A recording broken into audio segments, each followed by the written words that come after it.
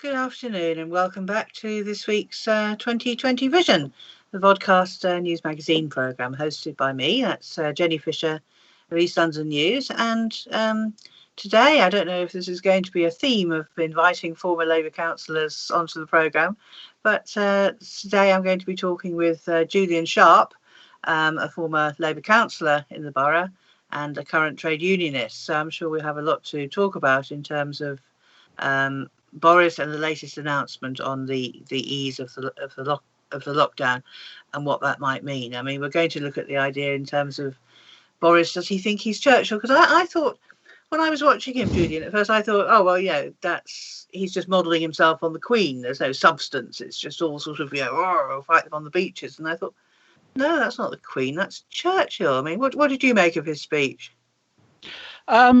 Well, firstly, thank you for having me. It's it's a pleasure to be here and a privilege. Well, I was disappointed, to be frank with you. I mean, Churchill, whatever you say about Churchill, he did away with words, and what he was saying kind of made sense for the situation he was in. The problem I had with Boris Johnson's speech was that it just wasn't clear. It wasn't clear what he was saying. It wasn't clear if people had to go to work or not. It's not clear what sort of social distancing is as far as parks are concerned. The whole thing just seemed to be rushed, put out at a sort of pre-recorded, put out with sort of various preconceived ideas. The backing, the documents explaining what should be done, the detail of it all wasn't there.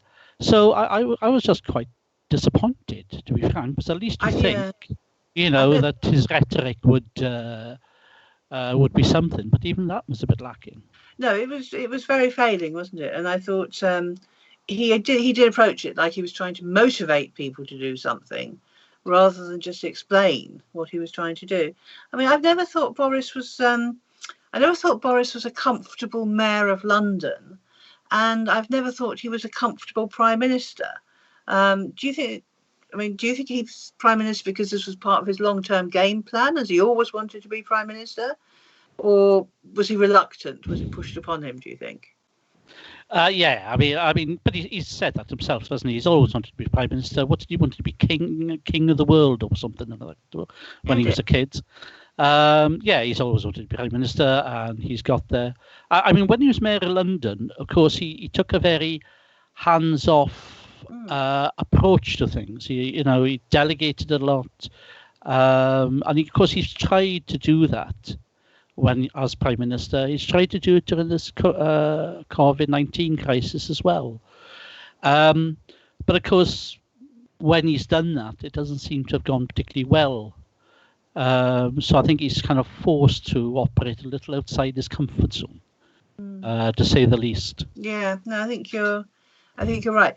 Just to say to our viewers that although Julian and I will be having a chat, as we have done before, you're very welcome to ring in and join us. Let us know if you think Boris has been clear, or what questions he's left you with, and you can ring into the studio on 0208 12345 07, and then you'll come straight through to the studio. So if you've got any questions or you want to get your oar in, just give us a call on that number. So yes, I think you're right. When he was mayor of London, it was very much a backseat. It was very much leaving things to officials, and to some extent, that's probably the approach he's tried to adopt as prime minister, with this Dominic Cummings mystery person. I mean, what do you think of that approach? Having a special advisor who seems to a factotum. Well, he seems to be a bit more than just a factotum, to be honest with you. I think the problem with the government's approach is that, how can I say, they seem to adopt an approach of, protecting the economy, but that means, protecting profits in essence. They want people to go out to work to continue to generate profits for the economy. But of course, but they say as well, though, of course, is that, well, if you can work from home, work from home. But of course, the people who can work from home are essentially, middle class professionals. I mean, I work on a computer, I can work from home, that's not a problem. But of course, the people, the delivery drivers, taxi drivers, cleaners, people like that who shop assistant. Yeah, exactly. People in the sense at the bottom of the pile, people who get the worst wages, the worst terms and conditions of service, they're the ones who are expected to go to work. So you can see it's targeting the poor, it's targeting the lower class, and to me that's the big problem, I think, with the way the government is dealing with all this. But you were saying there that the point of what the government's doing at the moment is to try and keep an economy which will still raise profits for businesses. And actually, I was looking through some documents today, trying to do an article for East London News, where some house building companies, which seem to be still making very large profits, and now desperately trying to get back to work. But I don't know, is it really the profits that are the motive, or is it trying to get, is it looking at workers as consumers? Because it seems to me that workers have always had this dual identity, one as workers going in and making the goods or services for their bosses, but we're also consumers and buying the goods and services that other workers produce or offer. So is that an important part of... Perhaps, yeah, I'm sure you're right. I mean, the thing is that, yes, the economy needs to get going. So we do need to get, the economy going, but it needs to be done in a safe way so that people who are going to work, going to offices, shops, businesses, whatever, so that they're safe and they're protected. The problem, for example, what was announced on Sunday and the dribs and drabs that have come out since, the various interviews from various ministers, the papers, the reports, and so on, they're not really addressing that issue, and that's the big problem, I think.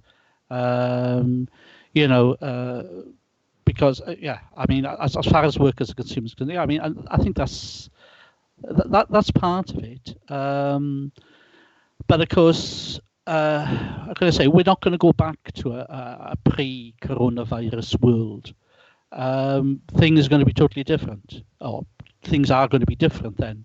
Even if, say, the lockdown was lifted tomorrow, we're not going to go back to where we were, say, January and February this year. It's all changed. Well, I mean, the thing is, when you look, I mean, the furloughing scheme was announced. The extension was announced today. I mean, that's costing billions and billions of pounds. Yes, but the thing is, 14 billion a month, apparently. Oh, well, there we are. Okay. I'm glad somebody knows. I'm not sure. I'm only quoting Dominic Raab on that one, so it may not be accurate at all. But... Okay. But it's costing billions of pounds, 14 billion a month. But they could find that money because obviously it's needed, and it is needed to stop people losing their jobs. Quite rightly too. And insofar as it goes, it's the right thing to do. But if they can find 14 billion to do that, then that means, there is money there that they could find for other things.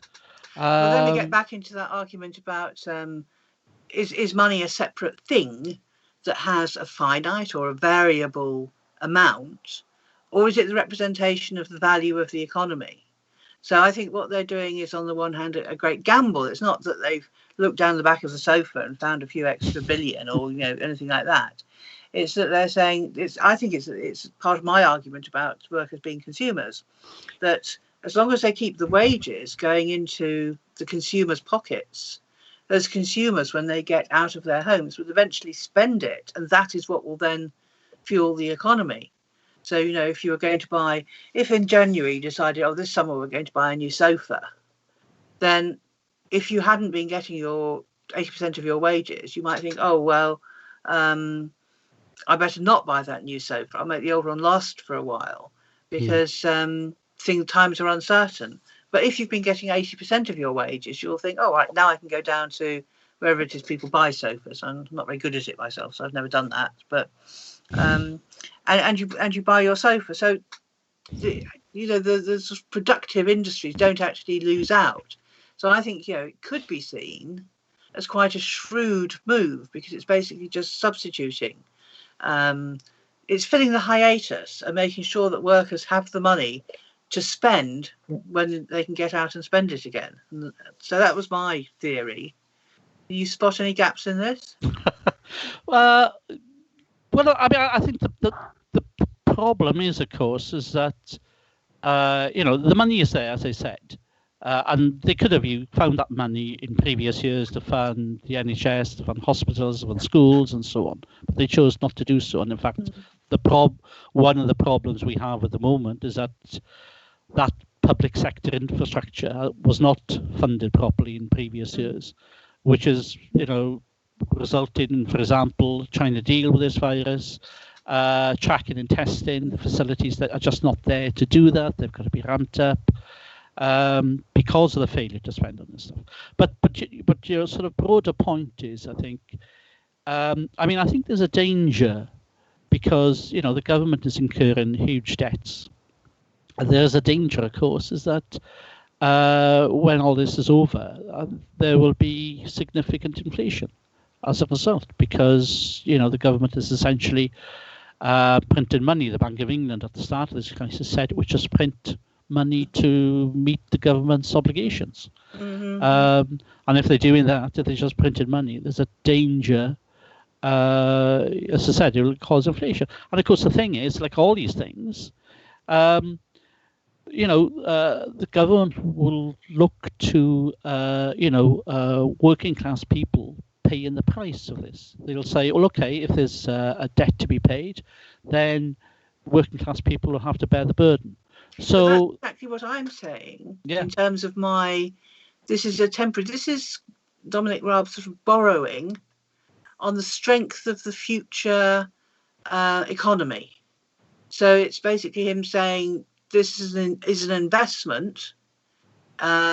We're covering the wages during an unproductive period, in order that the wages we've paid out will purchase things from which then, when the economy is moving, we will draw taxes. And so I'm not sure who they're going to have to. I suppose they will have to pay the money back, but I think it's more borrowing and giving that money to the workers who are on this furlough. Why we have to have that word, I don't know. Means that they can later spend it, and that seems to me to be an investment, rather than later the working class are going to have to pay to cover the borrowings. Well, perhaps, yeah. But I think, for the time being, I think people are just trying to make sure they have enough to live on. I forget how many people are on this furlough scheme, but there's millions of people. And if they just lost their jobs and had no income, then clearly people wouldn't be, people would have problems, living.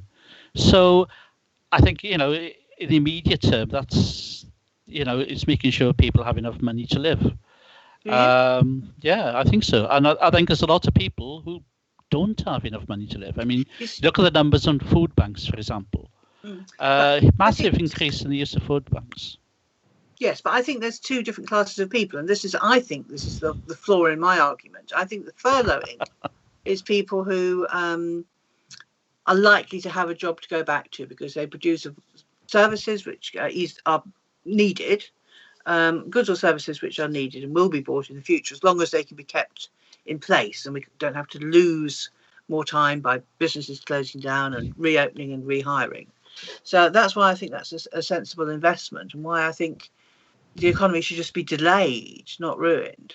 But the flaw in my argument, and then what you were using, is there's two kinds of workers. There's workers in that kind of job, but then there's your gig economy and your service workers who may not be able to return to work. And with this very slow coming out of lockdown, obviously very sensible, it's all very well if you are manufacturing sofas or even selling them.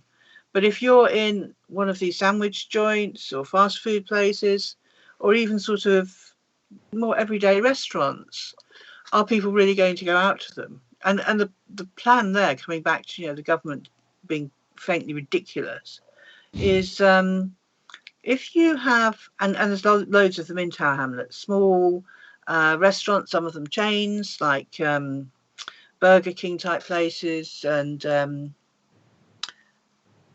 can't remember what that other one I was thinking of. Oh, yeah, the various Perfect Fried Chickens and so on.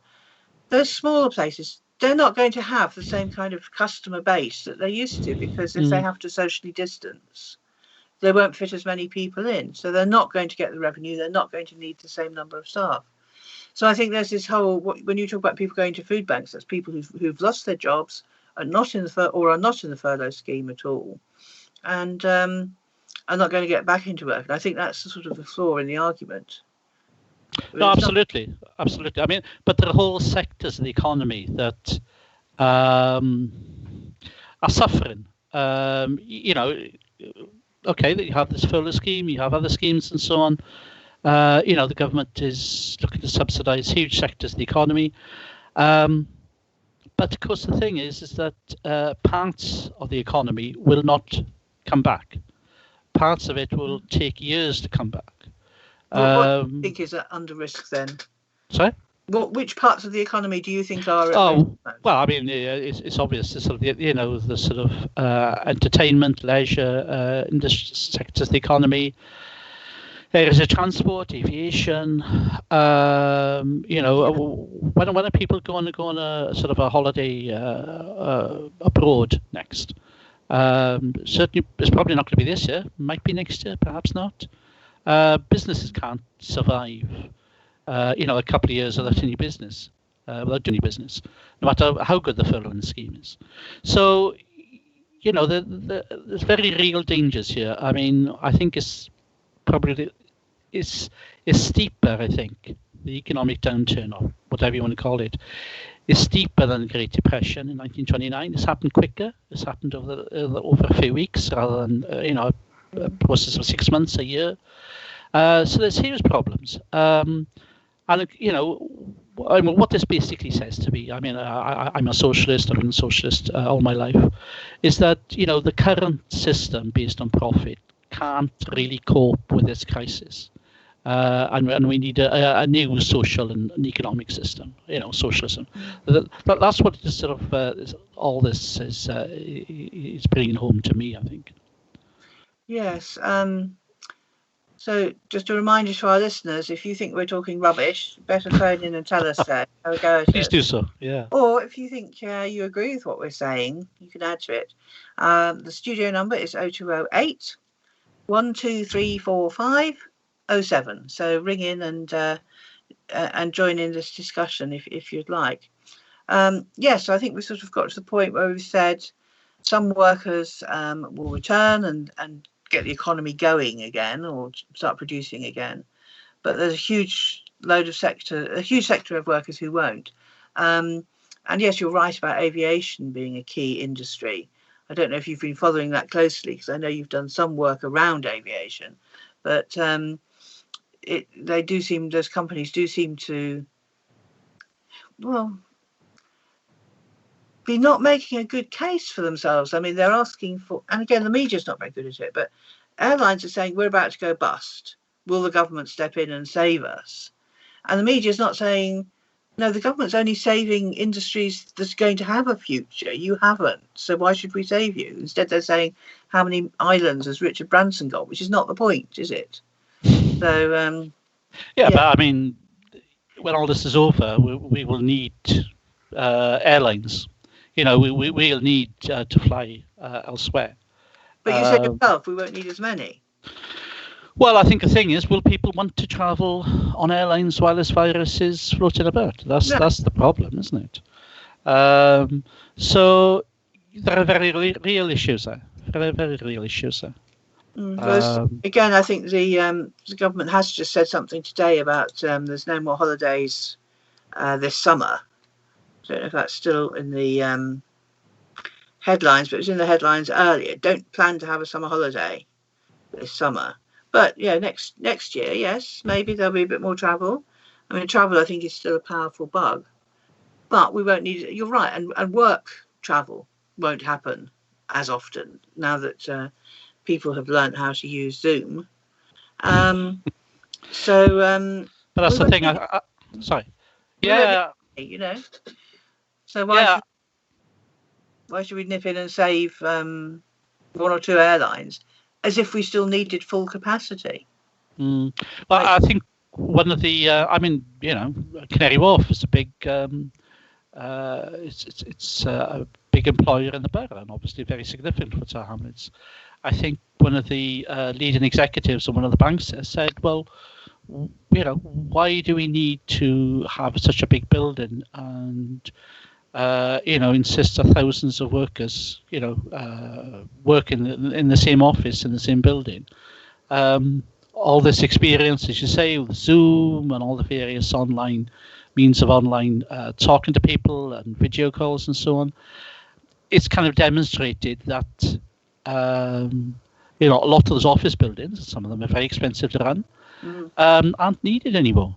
Now, obviously people will still need offices, you'll still need buildings, that sort of thing. Let's not overstate the case, but nevertheless, things are going to change. Not just as far as the economic slump we are in and how we get out of that, but also as well, whole work itself is going to change. Offices are going to change.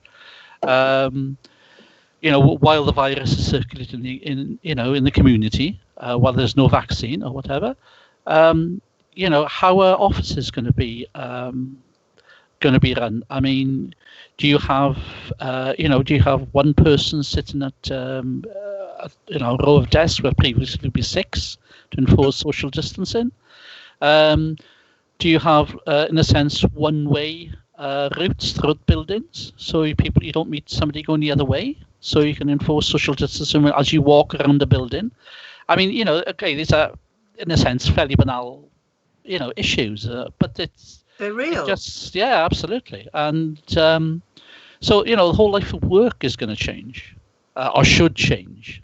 So, as I said, if people are returning to work, those workspaces, those workplaces should be safe, and they need to be safe. So you need the involvement of union reps, health and safety reps to ensure that happens, and employers need to, they are legally obliged to make sure the workplace is safe for their employees. I suspect that's going to be just a massive swamp that's just not going to work. The trade unions are not as populated as they used to be.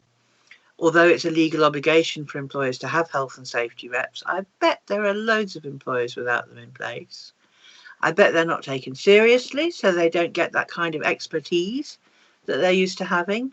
And it's also a difficult situation, isn't it? I mean, some health and safety, some industries I think do pay attention to health and safety, and some health and safety reps are spot on. So parts of the construction industry, I think even the employer side knows they have to take care and are not too reckless. We don't get, it's not the 19th century any longer. But as for office work, although that's not necessarily the biggest sector, the biggest way that people work, how's a health and safety rep going to assess it? Because we don't actually know enough about the virus. So, should we all be going? I mean, I work in an office setting on a part-time basis, and we're all sort of going around with, I'm not there now, but we were going around with, just a few days before the lockdown, with wipes and antiseptic and, trying to be a bit apart. But it's very difficult to enforce. I mean, you've not been in your office for a while, have you, Julian? No, I haven't been there since mid-March, actually, so that's almost 2 months. But were people going around cleaning all the time when you were there, just before you left? I believe firstly, there's nobody working there anyway. Not to my workplace. So what we clean is I imagine there's cleaning going on, but they've got to keep it, dust settle and that. But just before I started working from home, I think they'd upped the cleaning. So it's being cleaned twice a day as opposed to once a day. But even so, I mean, that's just not That's just not really the done thing. I mean, the people, anecdotally, that, at the sharp end of all this, of course, is, as you said, people who work in shops, bus drivers. I mean, I've got a friend who's a bus driver, or works for the buses anyway. I think he's a trainer, actually, for bus drivers. But he caught the virus. And he was actually hospitalized. I think it was in intensive care at one point. Because the bus drivers are very much at the sharp end of this. And you hear all sorts of things like buses only being cleaned once a day and not between shifts.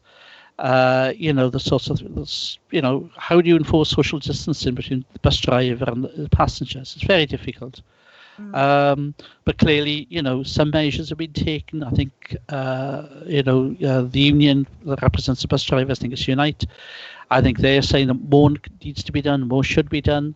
So, there's, as you say, it's a big issue. But of course, the thing is that, people themselves have to take the initiative. I mean, if they're not members of the union, they should join the union. If they're members of the union, then they should take part in it. If they should become reps, they should become health and safety reps. If they want to secure their own place of work and make sure it's safe, then people themselves need to take action.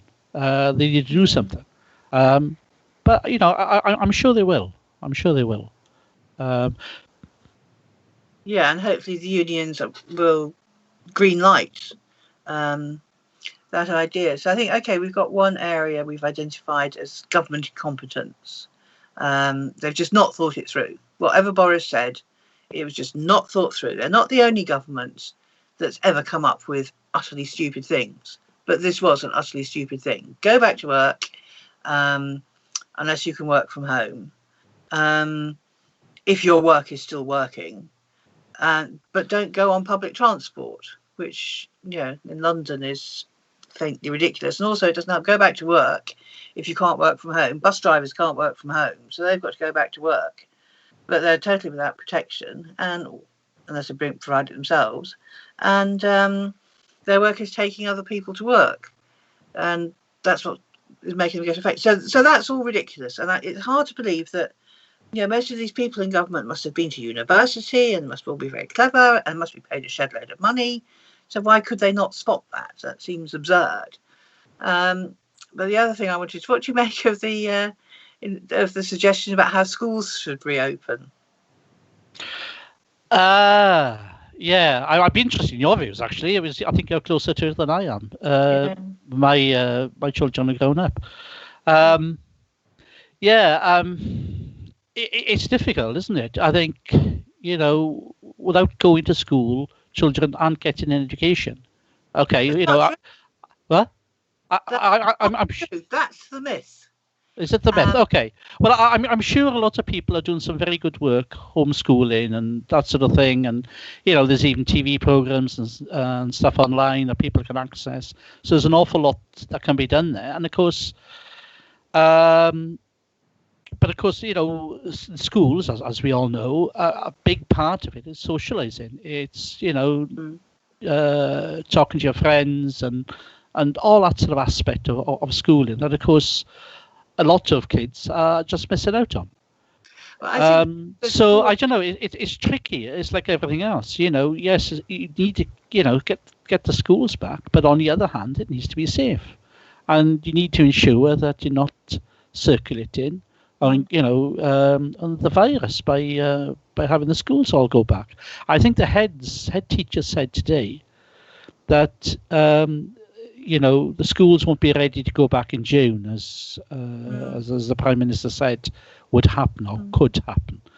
I mean, they're saying that for very obvious basic reasons. It's just not possible to do it. So I don't know. It's a real dilemma, I think. And as I said, I'll be interested in your views because I think you're closer to it than I am. Again, I've got the headline here. The planned reopening of schools in England on the 1st of June is not feasible, head teachers and council leaders have said, which I think is, I'm sure they all wanted to say bollocks, but they ended up saying not feasible. So we have to go with that. I mean, I think there's 4 reasons for going to school. Let's try to remember them. One is social connection with your peers. That school is one place where most children will meet, even if they live near the people they're at school with, the contemporaries they're at school with. They will meet them at school. That's their setting. It's not their house. It's their first steps into independence. So one is, as you say, socialising. The other thing is childcare, so parents can go to work. And the other thing is social indoctrination, so that we can bring the nation's children up in a way that they have common values, some of which are good, but so that we can set boundaries and norms and begin to identify the people who don't quite conform to the standard and do something with them. And then the fourth, I mean, it's not in any order, but the other purpose of education then is education. That's what schools are there for as well, to help you learn facts and skills. And at the moment, it is my opinion that schools in Tower Hamlets are doing a fantastic job. Yes, homeschooling or having all children at home is not as good as having them in these buildings, sort of junior workplaces. But there are most primary schools in Tower Hamlets, if you look at their websites, have special websites up in operation now with links for their children to use. Behind that is a whole structure that heads and staff at schools have swung into action, and teachers are phoning children. Some of these online resources, teachers can actually monitor the usage. So you can see whether, the children in your class are all going to the online reading platform, what they're reading, and then you can bring them up and say, did you enjoy that book? Some of the online resources for reading are interactive, so you then answer questions at the end of it. So that there's a huge amount going on, and there's such an enormous amount of food distribution going on. My very rough estimate is I think at least 60% of families with children in primary schools in Tower Hamlets are getting some form of food distribution from the schools, because of course the government and the council are providing food to children who should get free school meals.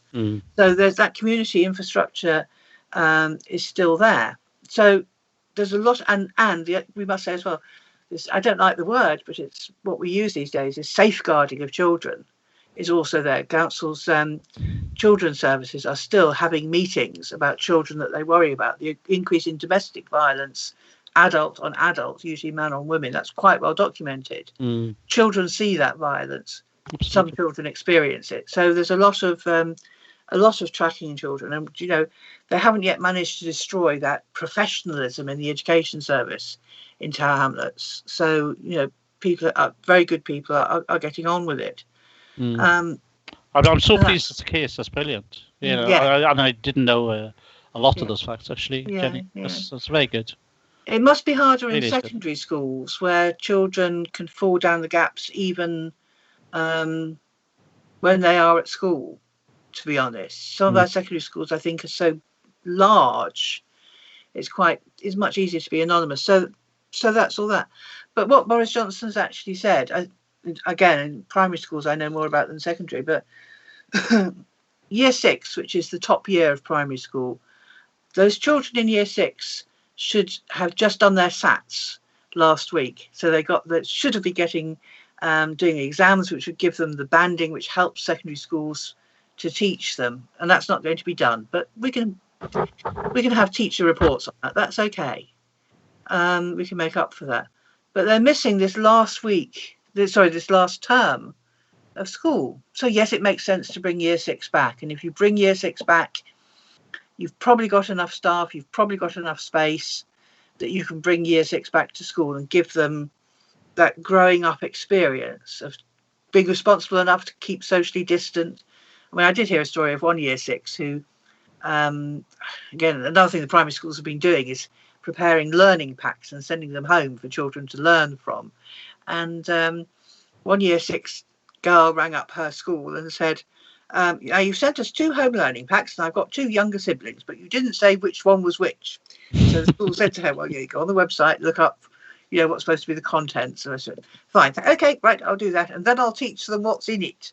So some of our year sixes are, yes, we're a deprived borough, but at the same time, our education results are very good. We've got a lot of bright young people, and we shouldn't do them down. So I can understand them bringing year six back, but what I think shows Boris's ignorance and cruelty is the idea to bring back reception and year one on the 1st of June, because they're tiny, these children. When you see them, literally you feel you could pick them up and put them in your pocket and walk out. Nobody would see them. Of course you wouldn't do that, but they are so tiny, and they are still very much coming to terms. That's the whole point of being in a reception class. You're coming to terms with an exterior environment and with a much larger number of people, even if they are fellow children, than you normally have at home. So reception and year one are massive learning areas. So what we do is, instead of, what we do normally is we bring the children in and we sit them on the carpet and we're nice to them and we have lots of, teaching help. And now we're supposed to bring them back into that environment and say, but don't touch each other, but sit apart, but have your lunch separately. It doesn't really, it doesn't compute at all. So I think that's cruel, because that would actually be giving the younger ones a very negative experience, and it's utterly ignorant. Anybody who knew what it was like being in reception or teaching year one would have suggested that. So how, if it was such a good idea to bring year one and reception back to school, then there would have been a clamour from teachers. Boris would have come on and said, teachers are begging me to bring back year one, and So what's the justification for doing this then?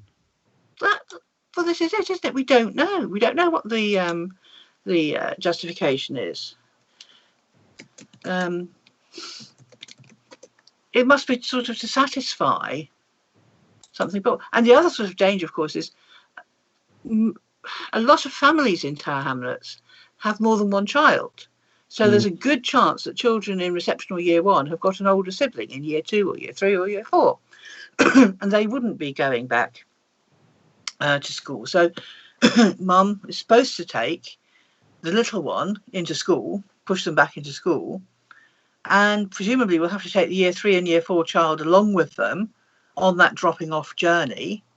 And these year three and year four children see their sibling going into school and they can't go. That is the cruelty as well. And then, parents are not going to be able to socially distance, and then because there won't be the space in the walks up to our schools. I mean, Hackney at the moment is widening some pavements on the road on commonly used routes to public transport hubs, so that people can keep social distance when they're walking to and from public transport. But that a lot of our schools are in quite small, narrow streets. So we're funneling parents together when we're supposed to be keeping them distance. It's very ill thought out. Sorry, I've been ranting rather. No, I think it's interesting. Yeah, absolutely. Feel strongly about. And another area where the government is just not helpful. If people, again, this is your last chance to call in if you're listening. 020 something 0208 12345 07. So ring in and let us have your views, join in the discussion.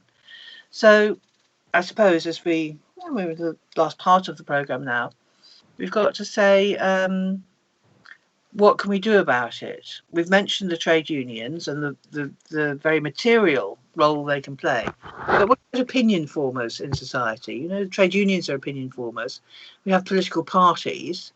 The Labour Party has tried to diverge perhaps from the bipartisan role it adopted at the beginning. The nationalist parties are adopting different lines. What should we be calling for in Tower Hamlets or across the UK actually to happen? I mean, you've mentioned a few things, but how can we actually go forward now? Well, I think the main thing is to make sure that we have this partial lifting of the lockdown. It is only partial. The government has said, and rightly, that if the number of, if it's clear that infection rates are going up, that more people are getting infected, more people unfortunately are becoming ill, then in a sense the lift and the lockdown will be reversed. Which, and to avoid a second wave, but it does appear that those countries that have had a partial lifting are experiencing a second wave of infections, Germany, South Korea, and so on. So I think the thing is to ensure that if there is a partial lockdown, if people are returning to work, then those workplaces need to be safe. And I think and we've talked a little about it. We need to make sure that people play a role in that people are active, that they don't just leave it to somebody else. They make sure that their workplace is safe. And I think, if a group of workers walk out or go on strike because a workplace is safe, then I think that would be a good thing, and I think they should be supported in that. I think that's important.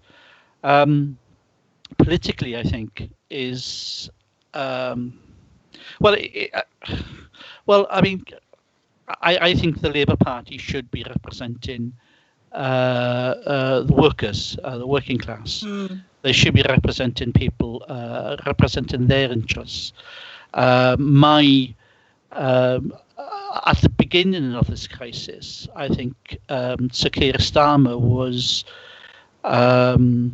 seemed to me anyway, to be trying to show, the right-wing media barons that he was a safe pair of hands, and that he was criticising the government for not having an exit strategy, for not having a strategy for returning to work at a time when, the message was stay at home, and the government was saying that, and in a sense, that was quite right to do that. And I thought Sir Keir's strategy was ill-advised at best, and let's put it that way. I wrote that in East London News. There's professionals and care professionals calling for PPE, and that's the idea of the moment. Why is the government messing up provision of PPE? The phrase obviously stuck in my head, Jenny. Yeah, from your article. I called him a twerp because it was just so much the wrong thing to raise. Here we are. You're doing it all. You're managing it. You're managing it badly. I won't criticise you on that, but I'll ask you to do something totally stupid. While all the civil servants are rushing around trying to find PPE somewhere, let's take them off that job, sit them in rooms, and get them to do a giant flow chart of speculation on how we might. So yes, I thought that was most unfortunate. Sorry, I've interrupted you again. No, that's okay. Mid-flow. So looking through to see what the headlines are from the Labour Party, they seem to be concentrating at the moment on sort of smaller areas. I must say, the Labour Party used to put out 1 or 2 press releases a day on sort of like major topics, and now we're getting 5 or 6 a day on quite small, distinct issues. There's no sort of bad move.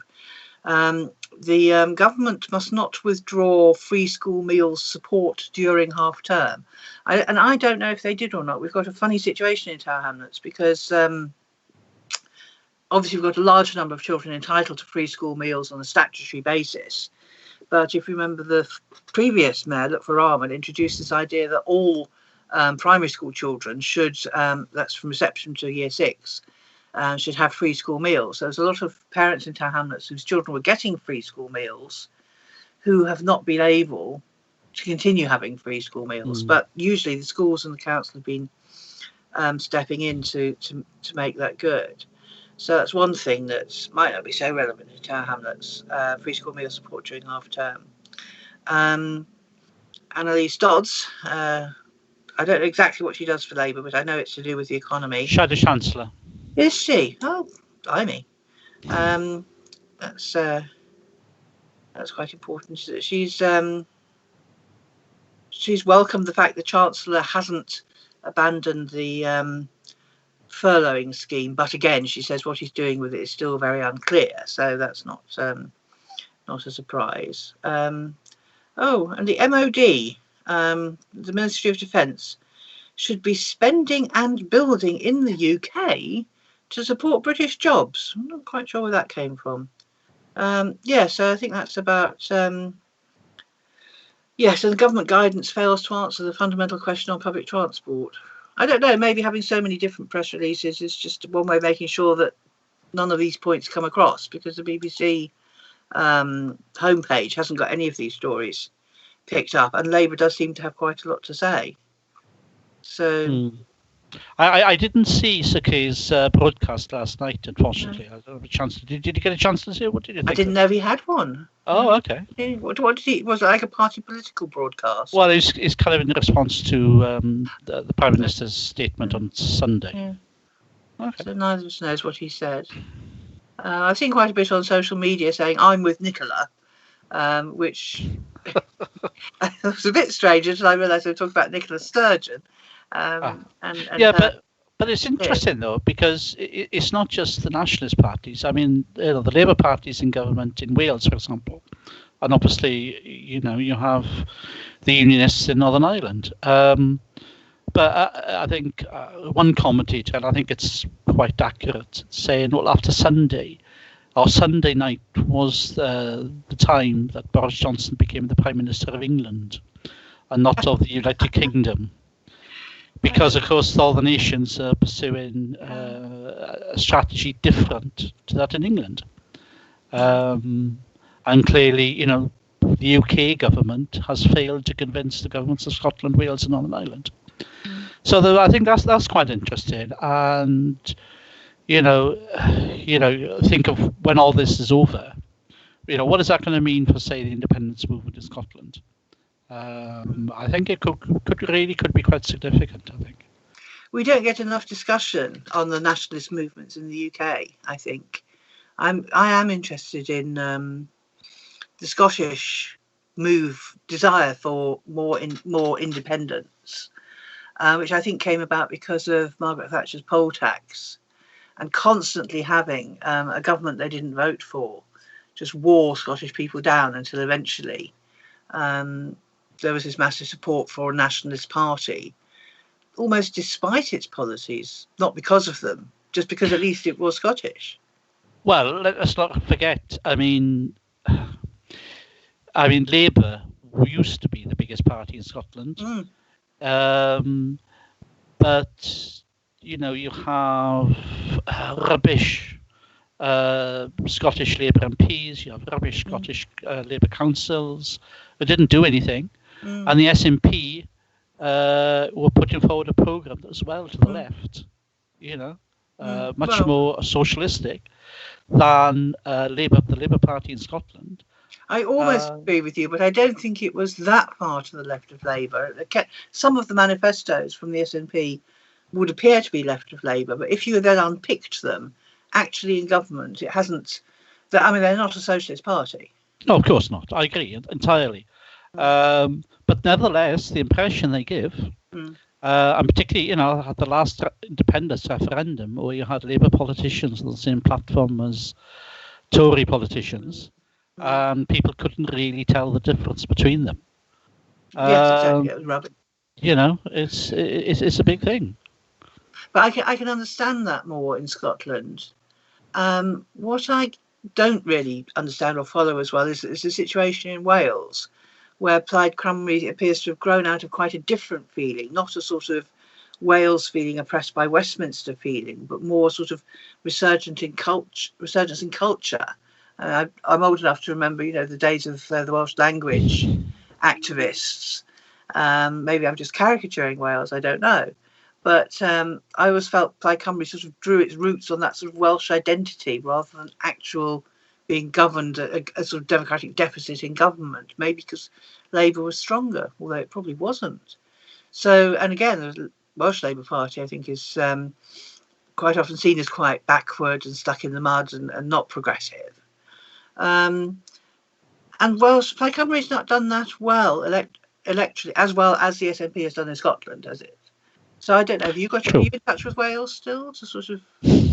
A little, yeah. Be able to work out why. It's different. It's different. Scotland has always had its own education system, law system, so on and so forth. Wales had never had that up until recently.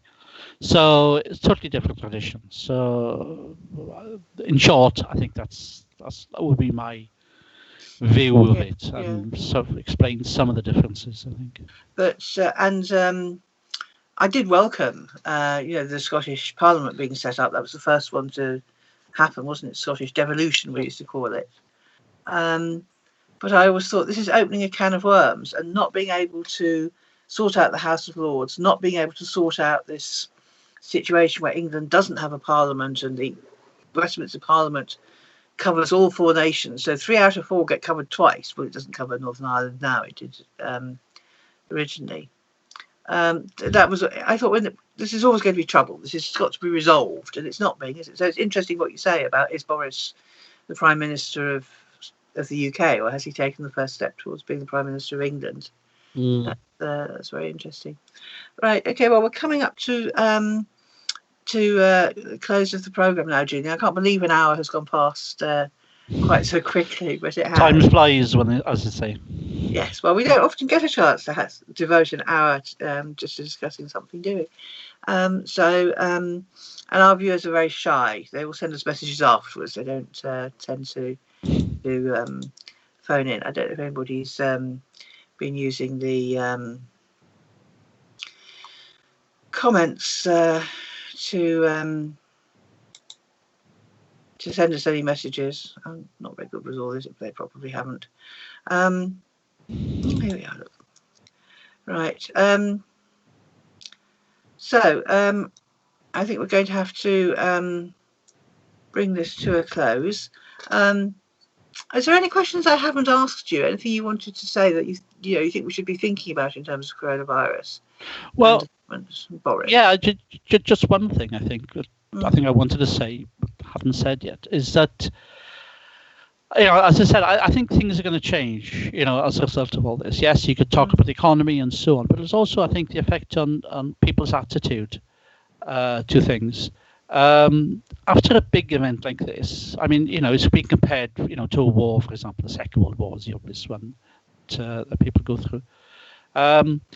After big events like that, there's normally a big impetus for change, because people say, well, we don't want to go back to, what happened before, the circumstances that produced all this. One of the reasons why Britain has the highest death rate from the coronavirus, unfortunately, is because of the rundown health service, public sector, and so on that you and I have been banging about on for years. So people won't want to go back to that, I think, when all this is over. They'll want change. And I think you could see quite possibly quite radical change as a result of all this. And I think, we shouldn't be taken by surprise when it happens, because I think it will. Yeah, well, that's a good note. So join your trade union to help secure that change. And get politically active as well. You might as well join the Labour Party, really. You can't go round it. I know it's not everybody's cup of tea, but there's not much mileage in setting up a small party of people you agree with. You've got to be able to convince others. You've got to work out change collectively, I think. So just a quick look around East London now, the East London headlines to conclude. Watch out across London. The volume of traffic is down, but the number of speeding vehicles is up, and there's been 8 fatalities on the roads of London since the lockdown began, and police are enforcing action against people who are speeding, particularly the super speeders. Again, you can read more about that in East London News. In Tower Hamlets, the council has announced that it personally has delivered more than 150,000 items of PPE. I'm not quite sure who, but it's in order to help keep residents safe. Some of it is to care workers. So that's actually, it's got some advice for business owners on its website as well. I said that Barnabas Road nearly said it. In Hackney, Barnabas Road is closed to traffic because it's a road that a lot of pedestrians use and cyclists to get to Homerton Station. So don't plan to drive down there because you'll just meet some planters. So we won't get through it all. And the tale of two mayors here. Mayor Philip Granville of Hackney repeated Boris's speech, saying he raised more questions than answers. But Mayor Roxana Fiaz of Newham was a lot kinder to Boris and ended up telling people to think carefully and stay safe, which is, I don't think particularly, well, shows the problems that we've all been left with after the lack of clarity from Boris. And just a tip for the residents of Barking and Dagenham, Frisland Road tip has reopened. So there you are. If you have hazardous or harmful household waste, now's your moment to take it to the tip. Well, probably not now, but tomorrow morning. And the council has also put out an appeal for foster parents to come forward, so you might be interested in that. And residents in Redbridge, if you're phoning the council, you might get delays because there's a call centre upgrade, which is putting delays into the council phone system. So there we are. We've talked about the grand scale of things across the UK, and that's the news from East London on those little things that might make a difference. So, Julian, thank you very much for coming on this week. Hopefully you'll come on again, or phone or listen in again and phone us up if you think we're going wrong. And to our viewers, thank you for listening. We'll be back again next week. Remember, 2-3 weeks ago, we had the trade unions from the town hall on the programme talking about how the mayor is going to sack the entire council workforce in the first week of July. We invited the mayor to come onto the programme to give his point of view, so I explain why he's doing it. And sadly, he's turned us down, but only on the first date we offered him. So again, we're inviting him to come on next week. So you never know. Mayor John Biggs may be on our programme next week, or he may not be. And we have a couple of other guests lined up for that as well. So keep an eye on the East London News Facebook page, and we'll keep you informed. Join us on Twitter as well. We'll keep you informed about our podcast programme. Thank you for watching, and we'll see you again next week. Thank you very much, Jenny. Cheers. Bye.